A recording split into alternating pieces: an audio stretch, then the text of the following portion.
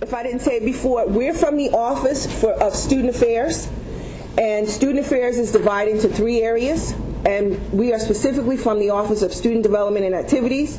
We have the Graduate Writing Center, and we have Insurance and Immunization Records.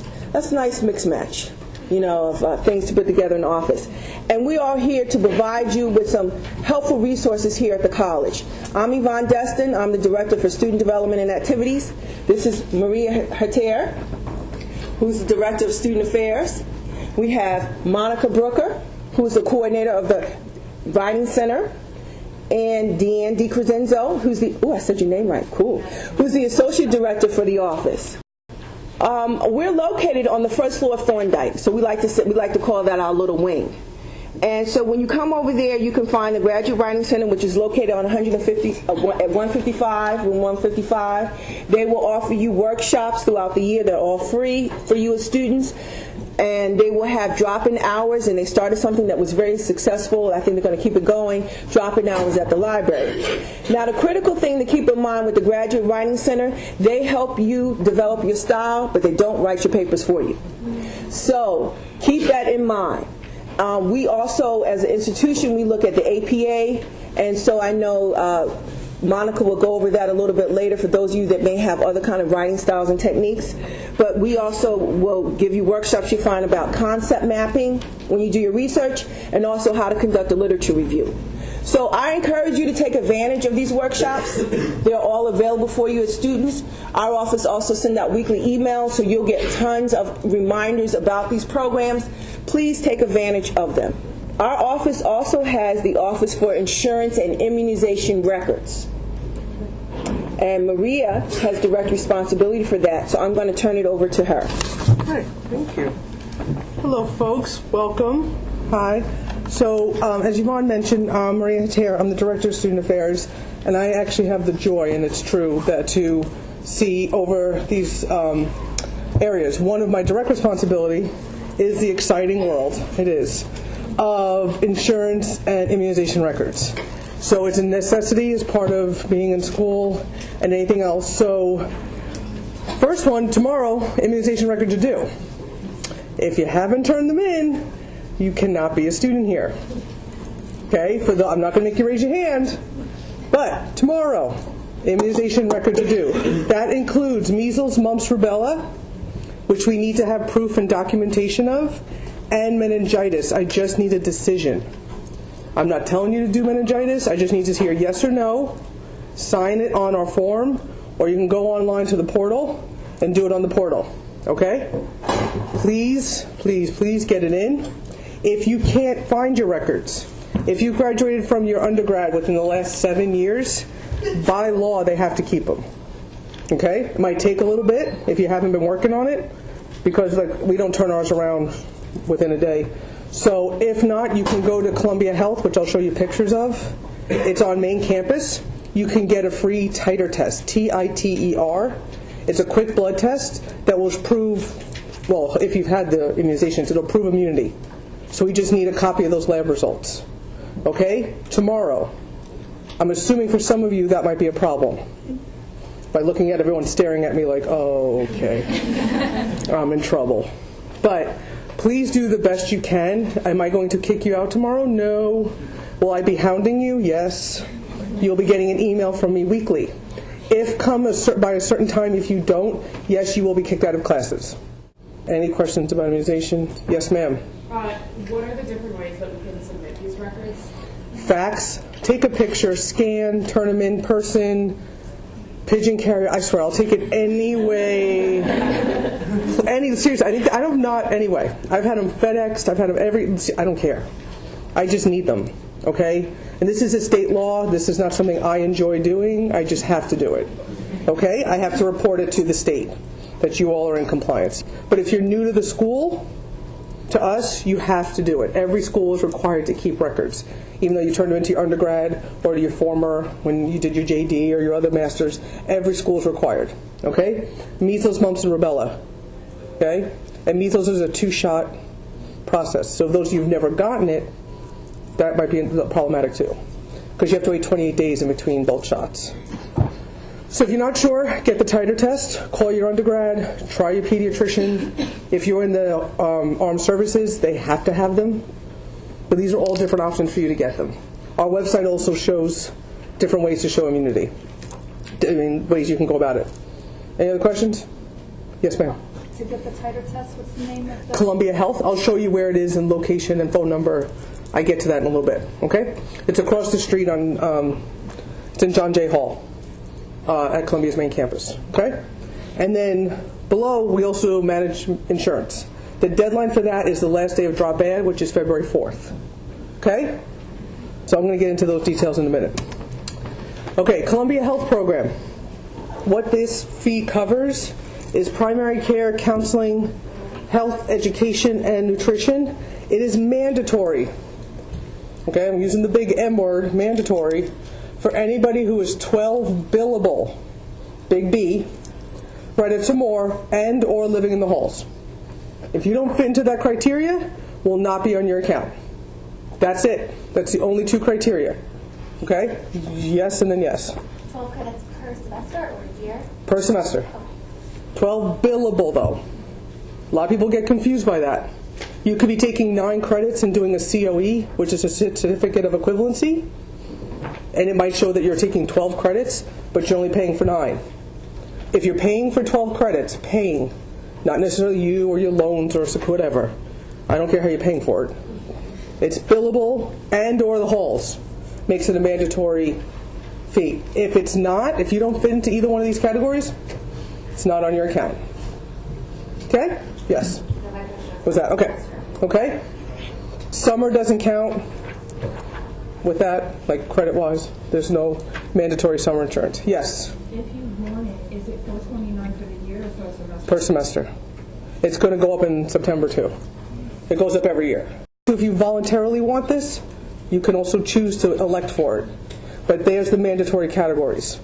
It's not waivable if you have your own insurance, all that, okay? Health insurance, once again, mandatory. 12 billable credits or more, and or living on campus. Okay? And then voluntarily, if you would like it and you don't have any other option for insurance, you're more than welcome to join it. Okay, so here are the plans. It is Columbia Student Medical Insurance Plan is maintained by Aetna. Student Health, we have 2 levels, basic and comprehensive. I'm not going to get into that. It's kind of what it says.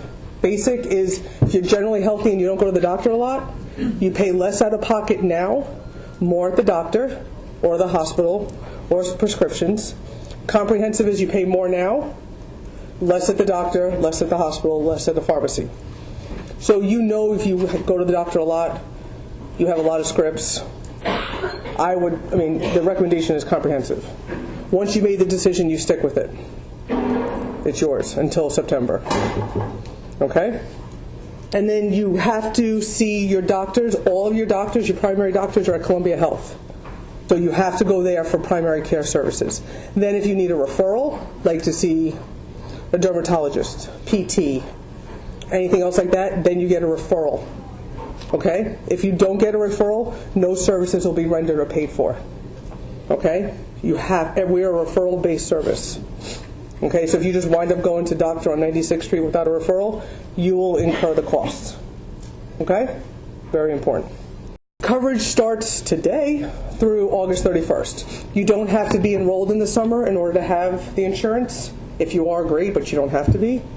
And the fees are at the bottom. Sorry for people who can't see, but for basic it's $17.88 plus the $429 is $22.17 for the term. And then comp is $24.81 plus $429 is $29.10. That covers you for 7.5 months of coverage. If those who are in mandatory, you automatically get enrolled in basic. You have the option to upgrade to comprehensive on your own prerogative. So you fit into those mandatory categories, either living in the halls or billable, 12 billable credits or more, it's basic. You choose to go into the portal and upgrade. We don't do that for you. That's your prerogative. Okay? Okay, so the deadline, as I said, is 2 weeks from today. February 4th. You can do this all online once you've registered.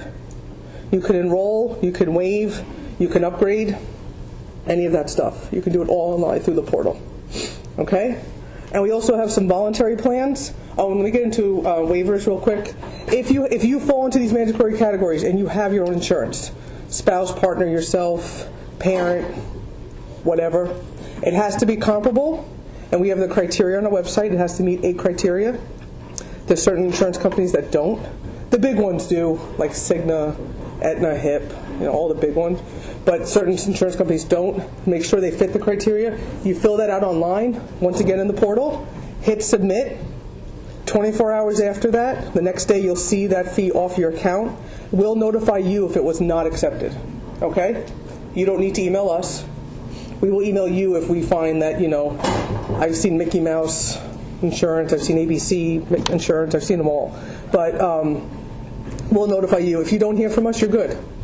But this waiver will cover you until August 31st. If you are here in the fall and are full-time, you have to do it again. Okay? Just submit the same information, and that'll be good for the whole year. Okay? You guys are coming in mid-year. Okay? Any questions about waivers? Yeah. Is that on the MyTC? Yeah, everything's on the portal.